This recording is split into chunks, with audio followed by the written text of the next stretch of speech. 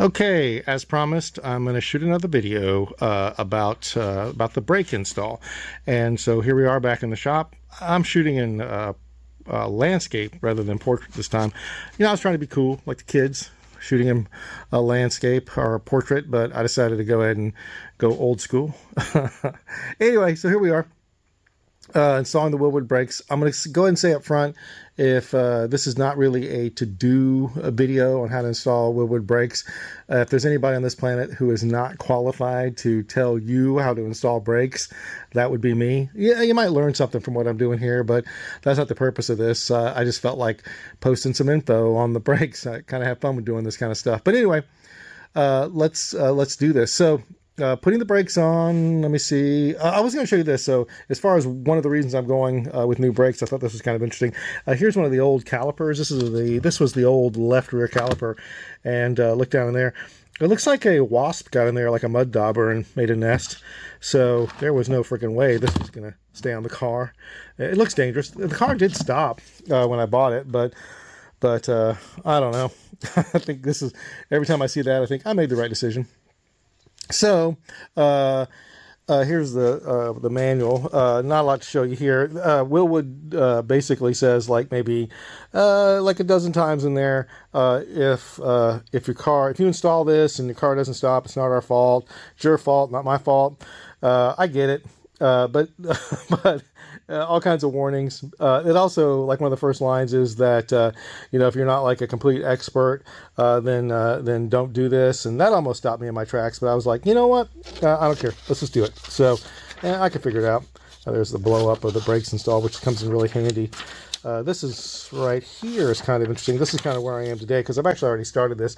This is just instructions on when installing this part right here, which I'll go show you this here in a second on the car, that when you install this part, if the bolts that go through the backing plate are too long, it doesn't actually say that in the instructions, but if it just says they can't be too long or too short. But if they're too long, they dig into the to the rotor. They dig into the rotor, and that's a problem. So one of the things I'm going to do today is I'm going to use this piece of tube steel here to make some shims so they're not too long. I could stack washers, but I decided I would do shims instead. Anyway, so kind of going over to the car here just to kind of see where we are. I will tell you that I did just leave the hoses disconnected, and I let all the .3 brake fluid drain out. And the reason why is I'm actually going to go back in with, what is this, .5.1 from Willwood, and I figured just get it all out. That may have been a massive mistake. We're going to find out, but there's now no fluid in the brake system whatsoever. I'll figure it out. We'll get it bled. Okay, and over here is the rotor again. You saw this in the last video, but one of the things that Willwood has you do, so this part right here that I showed you before is how the caliper mounts on the backing plate, and it sits in here kind of like this, okay, and bolts up, and those bolts will go through, if they go through and they're too long, then they'll dig into the rotor. So but that's okay. But one of the things you have to do with that piece on is you actually have to grind away some of your backing plate here and here, and I promise you I ground away, and they give you like a template, which to me, honestly, if anybody from Willwood's watching that, thank you for the template, but it's a little bit of a joke. You're not really gonna, I mean, the template lines up, but you need to take much more out than the template actually allows you to that it specifies. So I promise you, I took the least amount out to get the caliper to fit. So the caliper now with that backing, with that mounting bracket, sits in there nicely, and we'll see. My big concern, again, aftermarket backing plate and so forth, is that I would damage the integrity enough so where there might be a critical failure when I'm driving the car, and I guess we'll find out. Okay, I will still have front brakes probably if that happens, but for the most part, it seems pretty rugged, and I think we'll be just fine. One other thing that's worth mentioning, and is you can see here, this is again the backing plate I bought, and when again aftermarket, and I don't think that would have mattered if it was aftermarket or OEM, but when I slid the new rotor on, it actually dragged here on the backing plate. I could have potentially cut this off along here. I could have cut it, but instead I just using some pretty significant precision skills that I have. I took a 4-pound sledge and a crowbar, and I, again, using significant precision skills, bent the shit out of it and got it so it now fits. Good news is that you won't be able to see that backing plate once the rotor is on. The other thing too is my plan today is to get at least this side on, go over to the other side, and it always makes you nervous grinding because you can't ungrind something, you can't uncrack an egg, right? So today, get this mounted and so forth, and get the other side ground down and get it mounted. And if time permitting, I hope to get the front brakes on today too, so I can get the wheels back on and the car back on the ground. Okay, so that's where we are right now. Okay, real quick, side one is done. Get the shadow out of there, but you can kind of see, and hopefully everything looks okay. We'll find out later. So now I'm going to move over to the other side and get it done. I'm not 100% sure on the brake line. It looks fine. I mean, you know, there's probably plenty of slack in there for it to move up and down. It doesn't. The stock brake line is much longer and ties off to the strut as a stabilizer. This from Willwood is not like that, but it's a pretty big loop. We're just going to see what happens. You know, so it looks okay to me. So now moving on to the other side, got to put the rotor together and then get to grinding.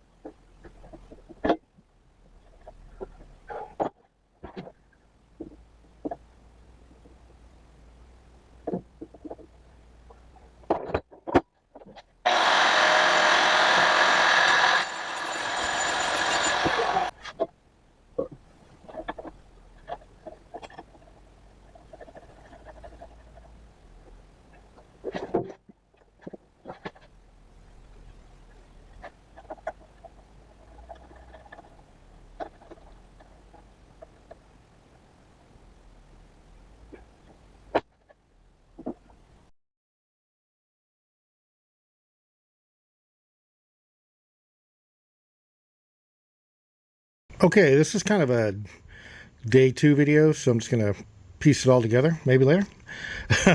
Anyway, so front brakes today. I think this will be pretty quick. Famous last words. Or I don't have to do any grinding, I don't think, or anything like that. But here are the front. I went ahead and assembled the front rotors.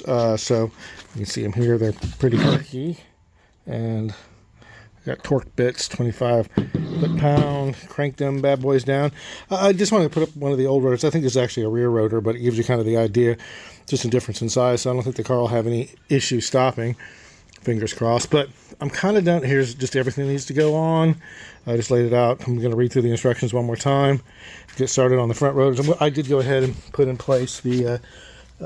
Find it quick. Yeah, we did go ahead and put in place all the fittings for the brake lines for the front. Just kind of sliding back here to the rear. Both the rear brakes are done, so everything looks pretty good. I mean, I think it should turn okay for me. Maybe, who knows, right? Yeah, there you go. So it's kind of turning, and yay! I can turn a lot better with a wheel on it. All right, other side. And so grinded that one away. Got some video I shot for you, everyone to see that. Again, not a how-to manual because I kind of am learning as I go here. But anyway, they look pretty damn good. So excited. So I'll set up a camera, maybe record a little bit of putting the front together, and then we bleed them, wheels on, cars on the ground, engines in the car, driving down the road, blah, blah, blah. So more to follow.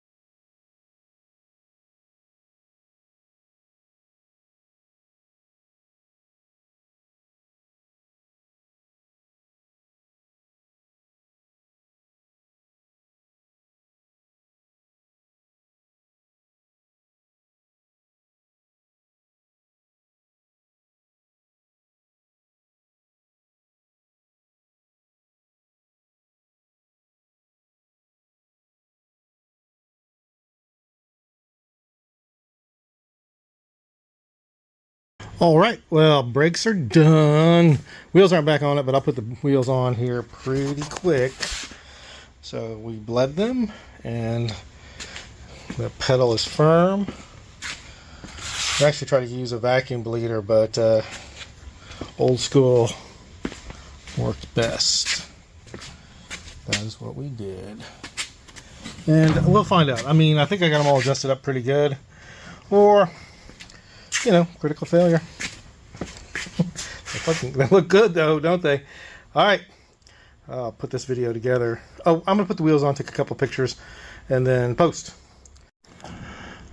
Oh yes, it is sitting lower.